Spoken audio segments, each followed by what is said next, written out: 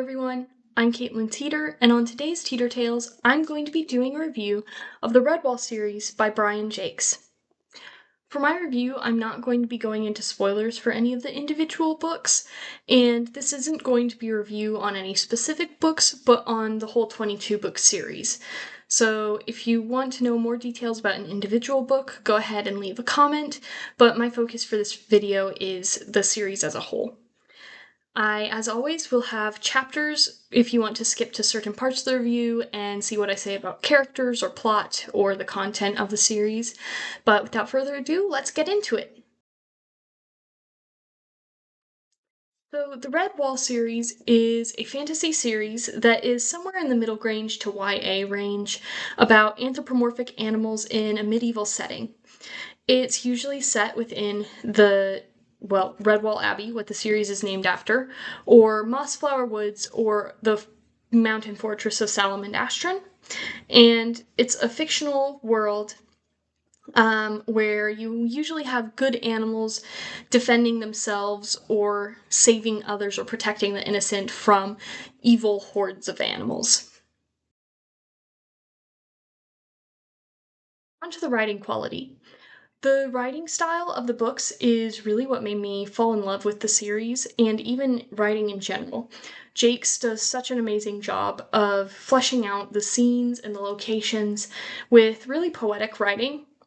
In fact, I'll read you an example from the very first book that I think really shows off how good the writing is in this series. Redwall stood foursquare along the marches of the old south border, flanked on two sides by Mossflower Woods' shaded depths. The other half of the abbey overlooked undulating sweeps of meadowland, its ancient gate facing the long dusty road on the western perimeter. From above, it resembled some fabulous dusky jewel, fallen between a green mantle of light silk and dark velvet. The first mice had built the abbey of red sandstone quarried from pits many miles away in the northeast. The abbey building was covered across its south face by that type of ivy known as Virginia creeper. The onset of autumn would turn the leaves into a cape of fiery hue, thus adding further glory to the name and legend of Redwall Abbey. And I think that that's a great example of how beautiful this writing is. And I'll read you one more. Well, actually, it's going to be two, but one more example of how Jacques is able to build out a scene and really capture it visually and just put you in the place of that scene. And this one's going to be from the first chapter of Mossflower, the second book in the series. Mossflower lay deep in the grip of midwinter beneath a sky of leaden gray that showed tinges of scarlet and orange on the horizon. A cold mantle of snow draped the landscape, covering the flatlands to the west.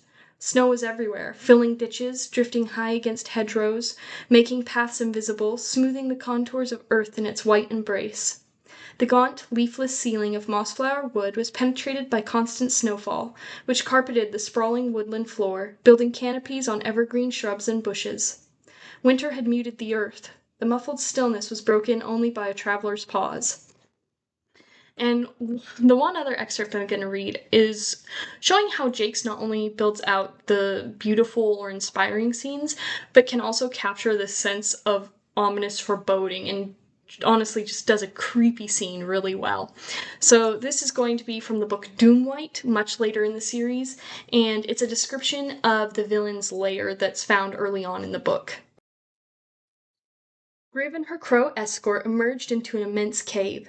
The sight resembled some infernal nightmare from the brain of a mad beast. High up in the poisonous, mist-wreathed recesses of the vast ceiling, water dripped from limestone stalactites. Further down, the walls glistened with crusted filth, rotting matter spotted with violently hued patches of fungi. Heaps of protruding, decayed, and yellowed bones were piled up against the lower walls, quivering with a life of their own as spiders and cockroaches hunted the countless squirming, wriggling insects who inhabited the nauseous debris. All around this hideous scene, birds were perched everywhere. There were a few magpies like Griv, but the rest were dark carrion birds, jackdaws, choughs, crows, and rooks. It was the crows who outnumbered the others.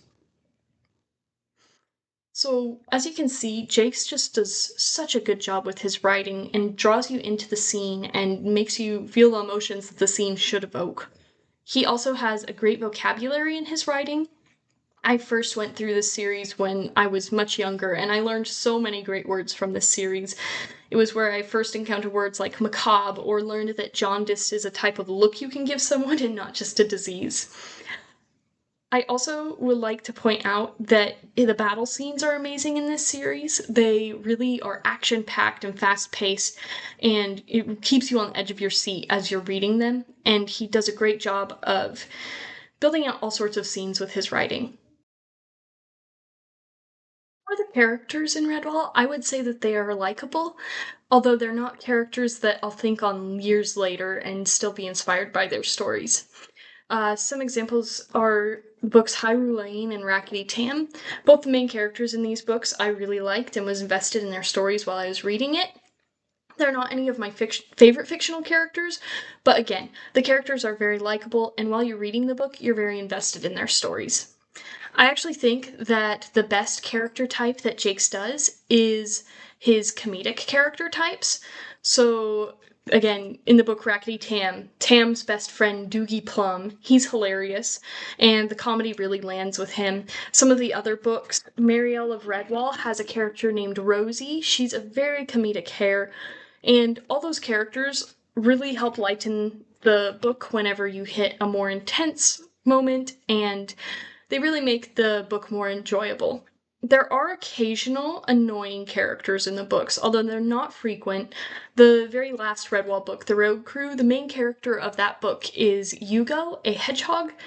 I find him to be irritating. He is not a super likable protagonist, but those types of characters I would say are few and far between in the Redwall series, because Jacques usually does a great job of making sure the characters are likable and characters that you can follow through a novel.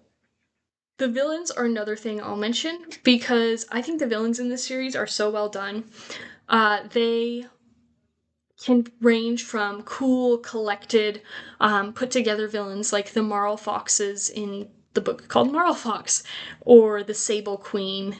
All of those have those really interesting villains, but then you also get villains that you just love to hate, such as Clooney the Scourge in the very first Redwall book.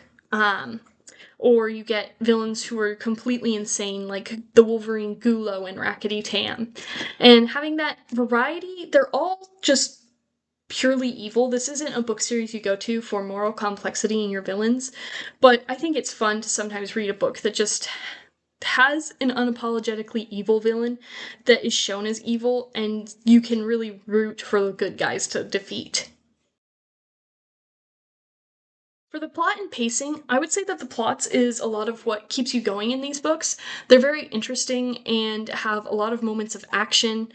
The battle scenes in the series are fantastic.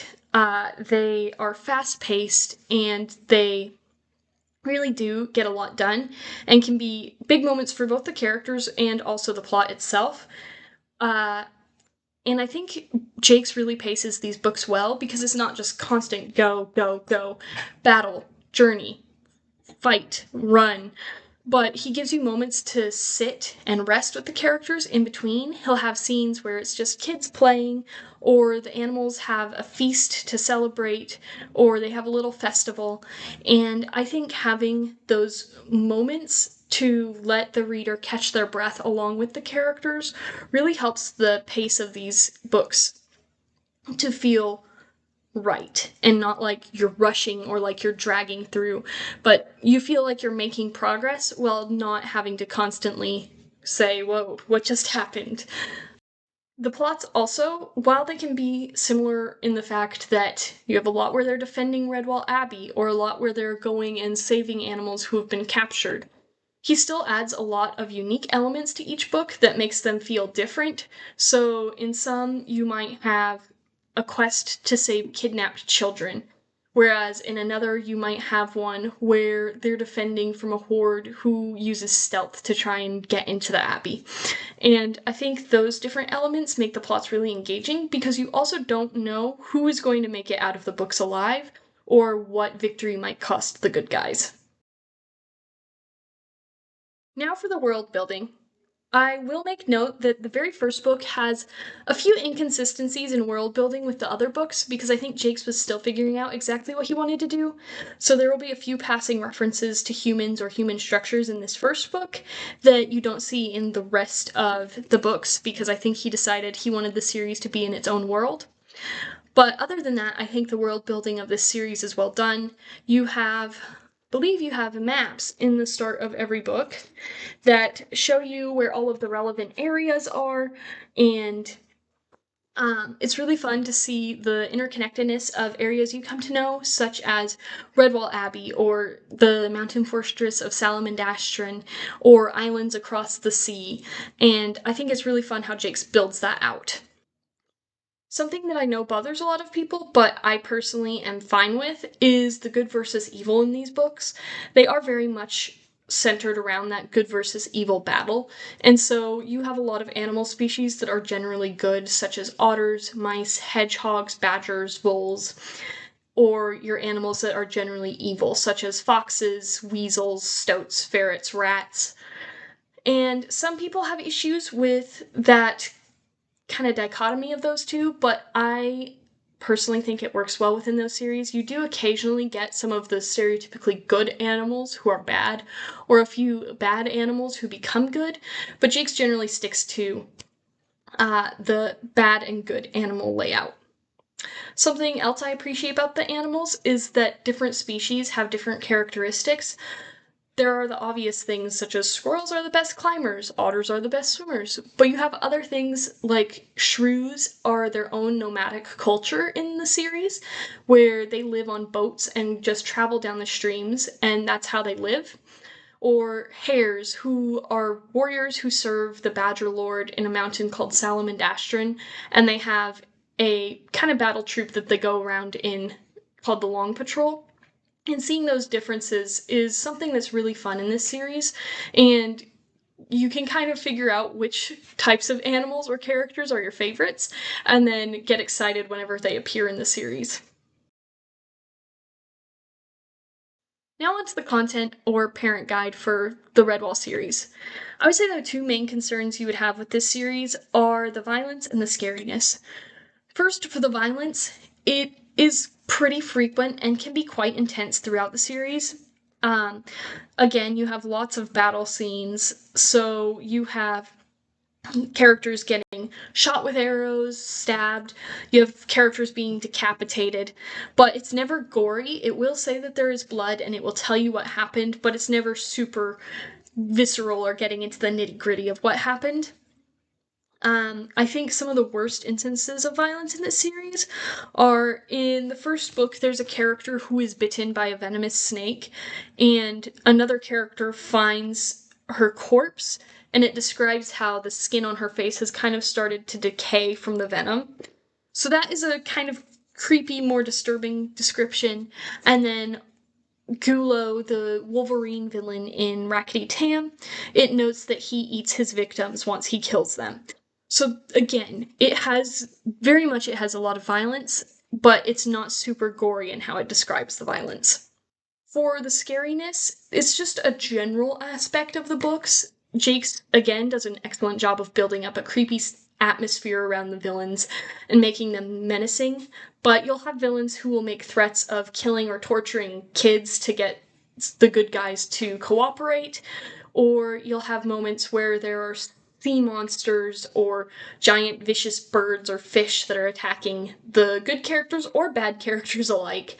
And again, general atmosphere or the villains can be scary, but I think probably later elementary and on would be able to handle the scariness in the series.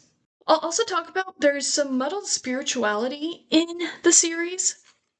There's no clear religion that the animals are really a part of in the series, but they will pray before meals, but it's unclear if they are praying in thanks for the seasons or if they are praying to the seasons. It feels like they're praying but don't actually have anything they're praying to. Another thing for the spiritual side of things is Martin the Warrior, who was one of the founders of the Abbey, pops up as a spirit throughout the series, and what that means is he appears to animals in their dreams and gives them visions or prophecies that will help them against the villains in the future. I think there are a few instances of him also speaking through another animal briefly, so I thought I would mention that. As for the romance in this series, it is extremely mild and there's not much in it. You will have animals who end up together as couples, but that usually is reserved to the epilogue noting that they got married when they grew up, or if they're already adults, just noting that they got married once their last battle was done. I think the most you see between couples is maybe some hand holding, or in this case, paw holding, so nothing extreme at all. There's one other thing that, don't quote me on this, but I think that the first book might have one or two very mild profanities in it. None of the other books do. They're all completely fine when it comes to language. But I think I remember maybe one of the villains using a mild profanity in the first book. Again, don't quote me on it, but I thought I would mention it because I think that might be the case for the first book. My final recommendation, I would definitely give the Redwall series a 10 out of 10. It is one of my all-time favorite series, and again, it's what really first got me into reading and storytelling and writing in general, and has been a big influence on my own reading preference and my own writing style. The writing is fantastic, there's lots of adventure and action, but it has a timeless medieval feel to it that I really appreciate, that I think a lot of modern books are missing. Most of the books in this series are good. I love almost all of them. I have read every book in this series at least once, but most of them I've read, I think, 3 times at least. There are just a few books that aren't as good. Again, the very last one, The Rogue Crew, is an example of that, but almost all the others, I think, are very well done, and if you did decide to pick up this series, there are 22 books, so you have a lot to pick from, and I'm sure at least one of them would land. How I read a lot of these books was actually through the audiobooks, and this is a series that I would actually give a very high recommendation for the audiobooks. They have a full cast, and the narration is actually read by Brian Jacques himself. So you have the author reading the narration, and then you have different voice actors for all the different characters, and it makes the books feel so much more alive. The one critique I would have of the audiobooks is kind of a double-edged sword, because there are a lot of songs in these books, and the voice actors do a great job of voicing their characters, but a lot of them are not good singers, so the singing you get for the songs is not great, but it does also have the bonus of having instrumentation for all the songs, so it has both pros and cons to it. One other bonus I would say this series has is that while there are 22 books, so it's long, they are actually largely disconnected from each other. There are a few, like Redwall, which have direct sequels. This one's sequel is Matameo, but for the most part, they're standalones, like Rackety Tam and Doom White. These are both standalone books, and that's because Jake sets it in a world where you're at different points in history and looking at different generations. So it really helps with not getting bogged down in, oh boy, which characters are these? Because you start with a new set of characters in almost every book. I hope you enjoyed my review of the Redwall series. This really is a fantastic series that I could go on and on about how amazing it is, but I hope it was helpful and that you maybe will consider picking up the Redwall book series after this. Bye!